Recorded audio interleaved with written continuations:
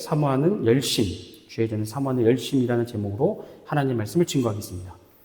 오늘 우리가 함께 읽은 본문 말씀은 예루살렘 성전에서 장사하고 있었던 상인들을 예수님께서 쫓아내신, 그래서 우리가 이것을 보통 성전 정화 사건이라고 부르는 사건을 기록한 말씀인데요. 한번 PPT를 보시면서 이 본문의 배경을 제가 잠시 살펴보도록 하겠습니다.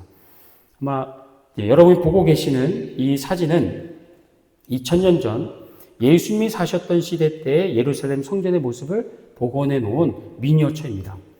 여기 보시게 되면 당시 예루살렘 성전이라 불렸던 그 건물은요, 하나님께 희생 제물을 드리는 번제단 그리고 성소, 지성소를 가진 진짜 성전, 이게 이제 가운데 있는 겁니다. 가운데 높이 솟아있는 게 그게 진짜 성전이었고, 그 성전을 둘러싸고 있었던 거대한 성벽으로 이루어져 있었습니다.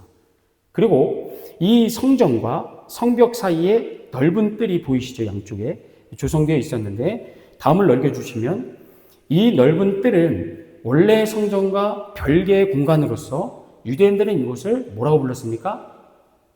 보이시나요? 네, 이방인의 뜰이라고 불렀습니다. 그 이유는 당시 하나님을 믿는 이방인들이 예루살렘을 방문했을 때 어디까지요? 여기까지만 접근할 수 있었기 때문에 붙여진 이름이었고요. 이 이방인의 뜰을 넘어서서 진짜 성전 안으로의 출입은 철저하게 금지되어 있었습니다.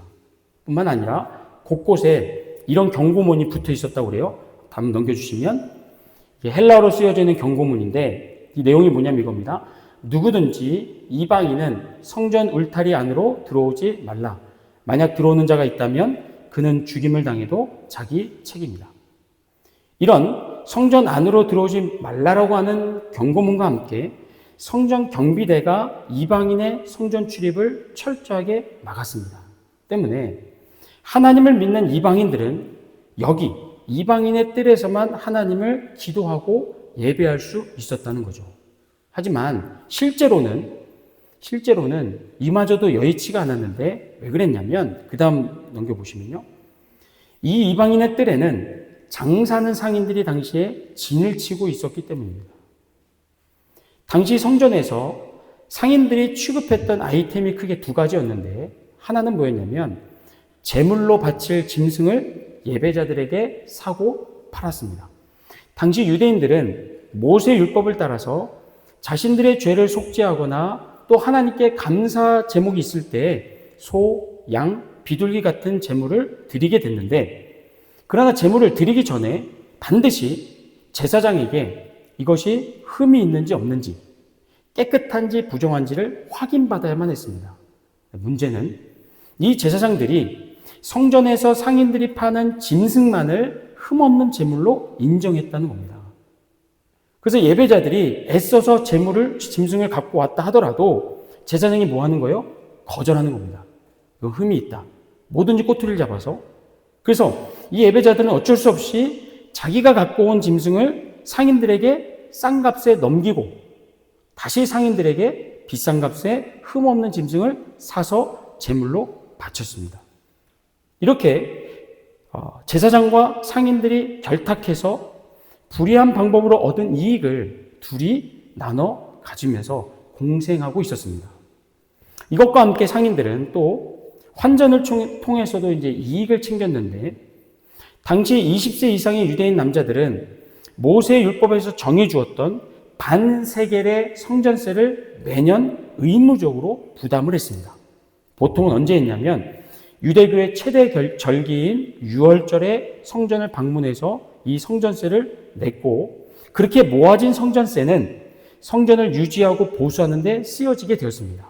근데 문제는 뭐였냐면 이 성전세를 낼 때 성전에서만 통용되는 화폐로만 낼 수 있었다는 거죠.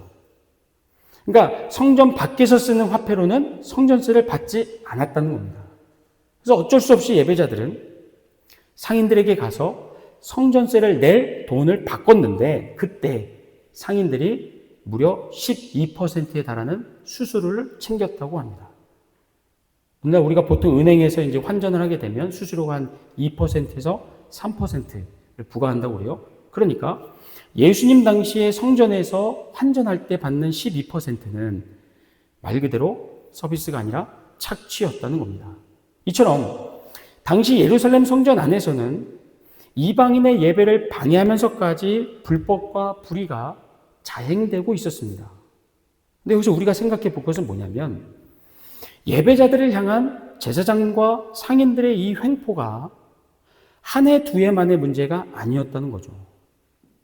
다시 말하면 예수님이 성전을 방문했던, 오늘 본문에서 방문했던 그 해에 처음으로 이방인의 뜰에 상인들이 자리를 펴고 비싼 값의 재물을 판매하고 과도한 환전 수수료를 부여한 것이 아니라 매해 6월절마다 반복되었던 합법적인 횡포와 착취였다는 겁니다.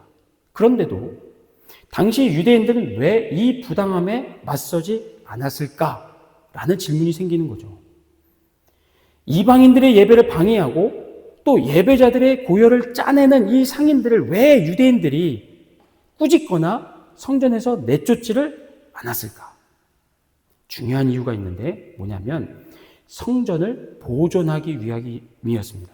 성전 보존. 더 정확히 말하면 자신들이 겪는 손해와 억울함보다도 성전에서 드려지는 예배의 지속성, 예배가 계속해서 드려지고 성전이 계속해서 보존되는 것을 더 중요하게 여겼기 때문에 성전 안에서 벌어지는 불법과 불의함을 눈감아 주었다는 겁니다. 여러분, 예루살렘에 처음 성전이 건축된 때가 언제입니까? 솔로몬 왕 때죠. 시기적으로는 기원전 959년경에 솔로몬 왕이 예루살렘 성전을 처음으로 건축을 합니다. 그러나 그로부터 370년이 지나 기원전 586년에 어떤 일이 있었냐면 바벨론 제국이 유다를 침략해서 솔로몬이 세웠던 예루살렘 성전을 완전히 파괴해버립니다.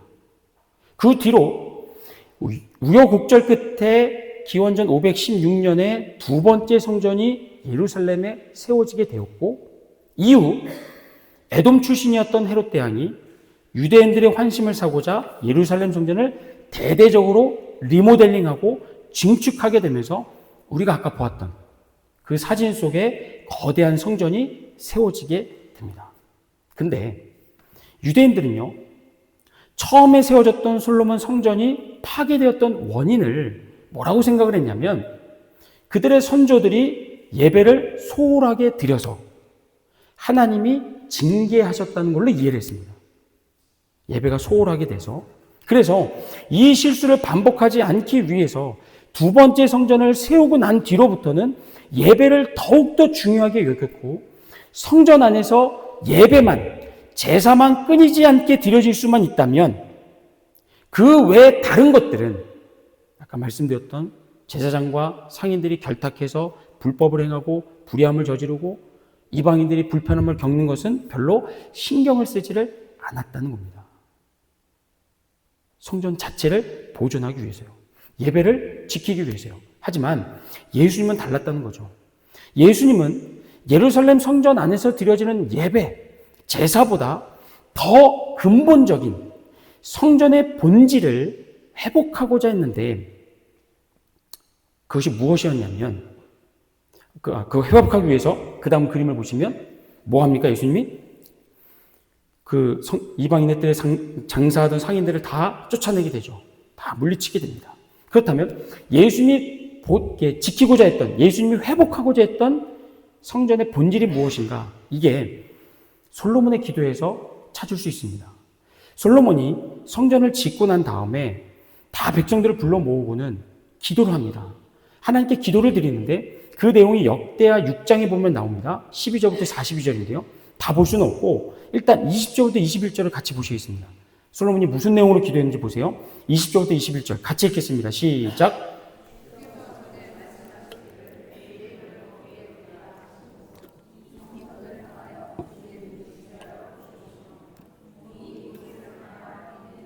들으시옵소서. 주의 종과 주의 백성 이스라엘이 이곳을 향하여 기도할 때 주는 그 간구함을 들으시되 주께서 계신 곳 하늘에서 들으시사 사하여 주옵소서. 아멘.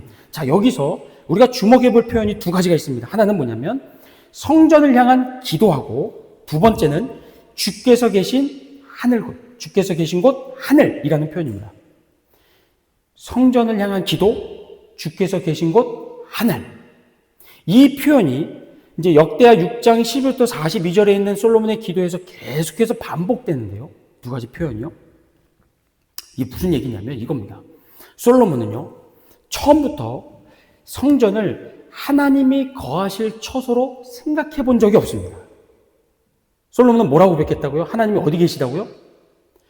주가 계신 곳은 하늘이라고요. 성전이 아니고요. 왜냐? 하나님은 인간이 만든 어떤 장소나 공간에 갇혀 계실 만큼 작고 한계를 가지신 분이 아니기 때문에 이걸 솔로몬이 분명히 알고 있었다는 거예요. 그래서 하나님은 땅이 아니라 하늘에 계신 분이시며 따라서 하나님의 이름으로 건축된 이 성전은 하나님이 거하시는 곳이 아니라 어떤 자리예요? 인간이 하나님께 기도하고 그 기도에 대해 하나님의 응답해 주시는, 다시 말하면 하나님과 인간이 만나는 장소로 솔로몬이 고백을 했다는 겁니다. 때문에 솔로몬은 성전을 짓고 난 다음에 뭐라고 기도를 계속하냐면 이스라엘 백성들이 하나님의 성전에 와서 영적인 교만함을 고백하고 우상 숭배를 회개할 때 하나님 들으시고 죄 사함을 은혜를 베풀어 달라고 간구를 합니다.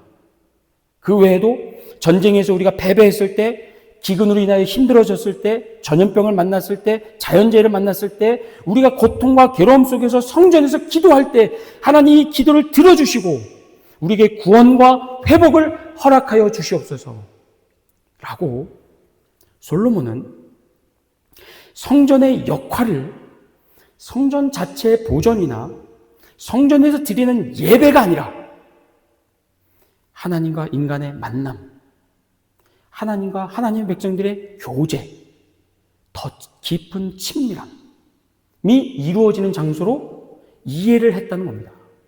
그러니까 성전에서 드리는 예배의 목적 또한 뭐가 되는 겁니까? 예배 시간을 정확하게 지키고 예배를 몇 번 드리느냐가 중요한 게 아니라 한 번 예배를 드리더라도 살아계신 하나님을 인격적으로 만나고 그분과 더 가까워지는 것, 그게 예배의 목적이었다는 겁니다.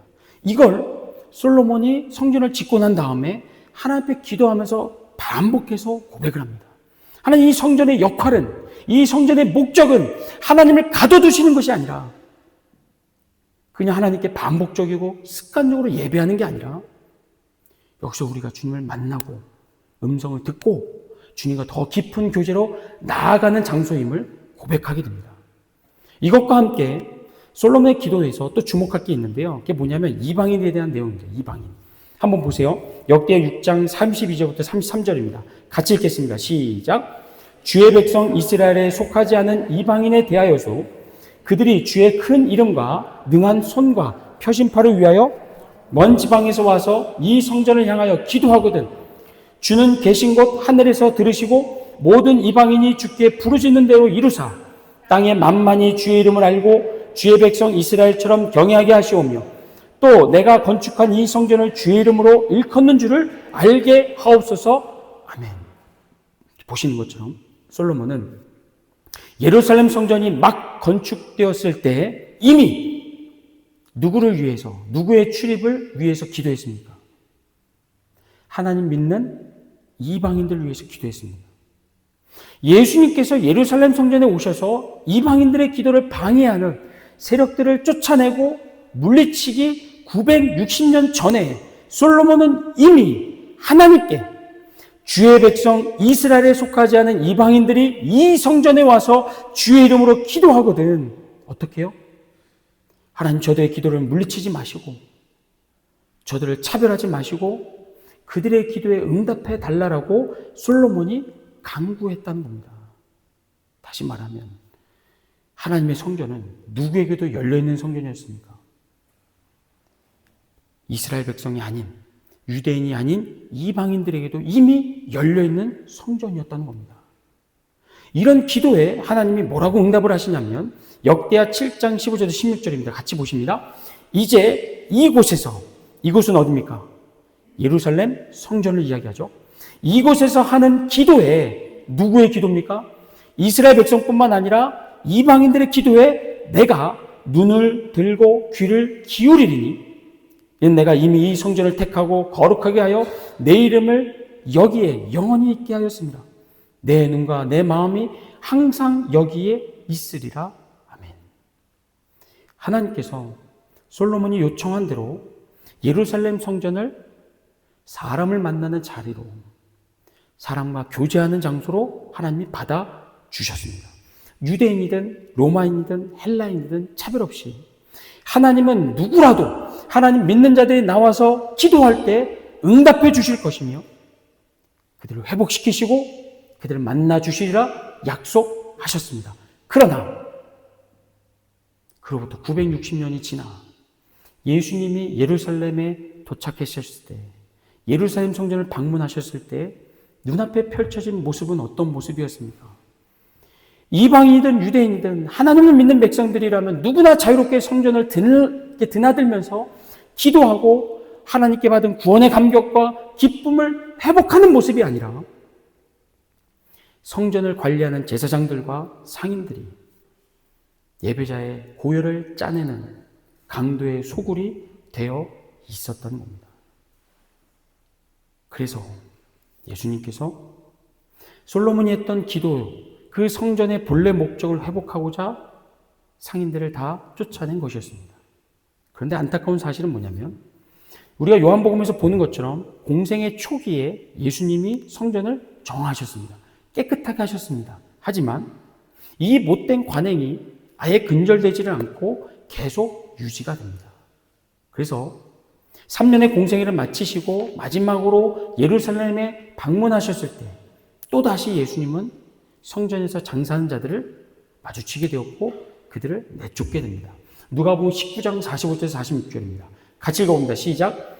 성전에 들어가사 장사하는 자들을 내쫓으시며 그들에게 이르시되 기록된 바 내 집은 기도하는 집이 되리라 하였거늘 너희는 강도의 소굴을 만들었도다 하시니라. 아멘. 처음보다 더 강력하게 예수님이 질책하시면서 강도의 소굴이라고 그들을 하나님 책망하십니다. 예수님이. 이처럼 두 번째로 이루어진 성전 정화 사건은 누가복음에만 아니라 마태와 마가복음에도 동일하게 기록되어져 있습니다. 그런데 제가 누가복음을 읽은 이유는 뭐냐면 이 앞서서 예수님이 그 성전에 들어가시기 전에 예루살렘을 바라보시면서 이렇게 반응하신 거예요. 누가복음 19장 41절입니다. 시작. 가까이 오사 성을 보시고 뭐 하셨습니까? 우셨습니다. 하나님의 집이라고 일컬어졌던 예루살렘 성전의 입성을 앞두신 예수님께서 그 성전이 있는 예루살렘을 바라보시면서 우셨다는 거예요. 왜 우셨을까요? 유대인들이 성전을 지키기 위해서, 성전에서 드리는 예배를 지키기 위해서 제사장과 상인들의 불법과 불의를 눈감아주고 이방인들을 차별하면서까지 그렇게 지키려고 했던 그 예루살렘 성전이 결국에는 뭐합니까? 로마의 군인들에 의해서 완전히 파괴되어 버렸기 때문입니다. 그걸 보신 겁니다. AD 70년에 유대 반란군을 진압하는 과정에서 로마 군인들이 예루살렘 성전 전체와 성벽 대부분을 무너뜨렸습니다. 그리고는 다시는 반란하지 못하게 그 본보기로 서쪽 성벽의 일부만을 남겨두었는데 현재 이곳을 우리는 뭐라고 부릅니까? 통곡의 벽이라고 부릅니다. 그 통곡의 벽을 보면서 우리가 뭘 생각할 수 있냐면 2000년 전에 로마 군인들에 의하여 철저하게 파괴되고 짓밟혔던 그 참혹했던 역사를 우리는 되새겨 볼 수 있습니다. 사랑하는 성도 여러분, 솔로몬의 기도에서 우리가 확인했듯이 성전의 역할과 목적은 성전 자체를 보존하는 것이나 성전 안에서 드려지는 예배의 횟수, 어떤 예배 시간, 그게 아니었다는 겁니다. 하나님의 백성들이 성전을 통하여서 추구해야 했던 건 뭐냐면 하나님과 더 깊은 교제, 친밀함이었습니다. 그러나 솔로몬이 세운 첫 번째 성전이 본질에서 벗어남으로 무너졌듯이 헤롯 대왕이 화려하고 웅장하게 리모델링했던 두 번째 성전 역시도 하나님의 이름을 돈벌이 수단으로 삼아서 불법과 불의를 저지르고 이방인들을 차별한 대가로 인하여 결국에는 무너지고 말았습니다. 그렇게 눈에 보이는 성전은 이제 더 이상 존재하지 않게 되었습니다. 그러나 놀라운 건 뭐냐면 하나님께서 하나님의 성전을 포기하지 않았다는 겁니다. 하나님께서 사람을 만나시는, 교제하시는 더 깊은 친밀함을 원하시는 그 성전을 포기하지를 않으시고 눈에 보이지 않는 성전을 새롭게 세워 가시고 있다는 겁니다. 그게 뭐냐면 에베소 2장입니다. 에베소 2장으로 합니다. 같이 읽겠습니다. 20절부터 22절까지입니다. 시작. 너희는 사도들과 선지자들의 터 위에 세우심을 입은 자라. 그리스도 예수께서 친히 모퉁이돌이 되셨느니라. 그의 안에서 건물마다 서로 연결하여 주 안에서 성전이 되어가고 너희도 성령 안에서 하나님이 거하실 처소가 되기 위하여 그리스도 예수 안에서 함께 지어져 가느니라. 아멘. 하나님께서 눈에 보이는 성전을 포기하시고 눈에 보이지 않는 새로운 성전을 세워 가신 게 뭐랍니까? 우리입니다. 저 여러분. 예수 그리스도를 모퉁이돌로 하여 우리 각자를 벽돌 삼아 하나님께서 보이지 않는 성전을 세워 가시는 그 공동체가 바로 하나님께서 지금 세워 가시는 하나님의 성전이라는 겁니다. 따라서 우리가 어디서 예배를 드리든 상관이 없다는 거죠. 몇 명이 모이든 상관이 없다는 겁니다. 왜냐? 눈에 보이는 성전이 아니라 보이지 않는 하나님의 성전이 예수 그리스도를 중심으로 모이는 사람들을 통하여 하나님이 세워가시기 때문입니다. 우리 뱅고 넘치는 교회가 바로 하나님이 이 시대에 세우시는 보이지 않는 하나님의 성전인 줄로 믿습니다. 아멘. 그렇다면 이제 마지막으로, 정말 마지막으로 우리가 생각해 볼 건 이겁니다.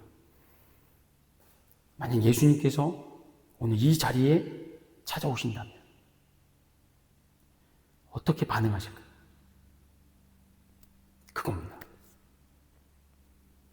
우리가 오늘 본문 말씀에서 본 것처럼 우리 가운데 하나님 외에 다른 것들로 가득 차 있어서 그걸 바라보시면서 예수님이 참지 못하시고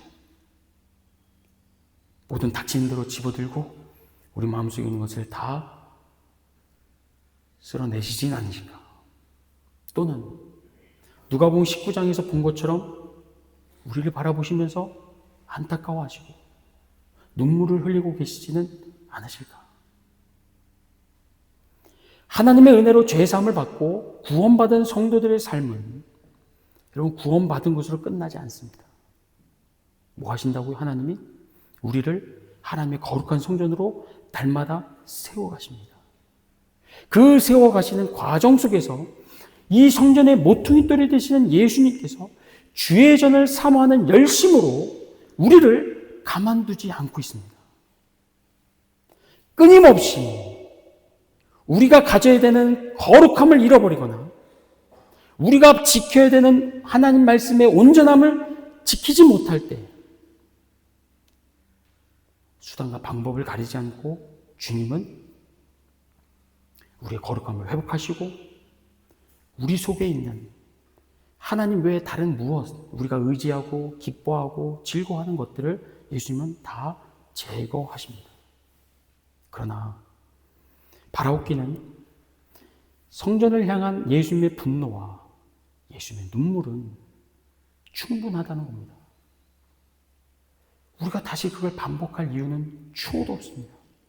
오늘 우리가 하나님의 성전으로서 예수님과 함께 누려야 될 것은 그분의 분노와 눈물이 아니라 이겁니다. 데살로니가전서 5장 16절에서 18절입니다. 같이 읽겠습니다. 시작. 항상 기뻐하라. 쉬지 말고 기도하라. 범사에 감사하라. 이것이 그리스도 예수 안에서 너희를 향하신 하나님의 뜻입니다. 아멘. 그리스도 예수 안에서 구원받은 우리를 향한 하나님의 뜻이 무엇이랍니까? 항상 기뻐하는 것. 쉬지 않고 기도하는 거, 범사에 감사하는 겁니다. 분노하고, 예수님 우리를 보면서 분노하시고, 우리를 징계하시려고 그러고, 우리 마음속에 있는 더러운 것들을 씻어내고자 그렇게 하시는 것이 아니라 주님과 함께 우리가 날마다 기뻐하고 감사하고 주님 안에서 평안함을 누리는 것, 그것이 오늘날 보이지 않는 하나님의 성전으로 부름받은 저 여러분의 삶이 되어야 될 줄로 믿습니다. 그것을 위하여 더욱더 우리가 힘써야 될 것은 기도하는 것이고 말씀을 붙드시는 것이고, 이 자리에서만 예배자로 서는 것이 아니라 우리의 삶의 곳곳에서 예배자로서 하나님과 더 깊은 교제와 더 깊은 사귐으로 나아가고자 힘쓰는 것. 목회자인 저뿐만 아니라 여러분 모두가 다 함께 힘써야 되는 성전으로서의 책임이요 의무인 줄로 믿습니다. 바라옵기는 그 일에 제가 실패하지 않고 승리할 수 있기를 주의 이름으로 축복합니다. 아멘. 우리 함께 다 같이 일어나셔서 찬양합니다.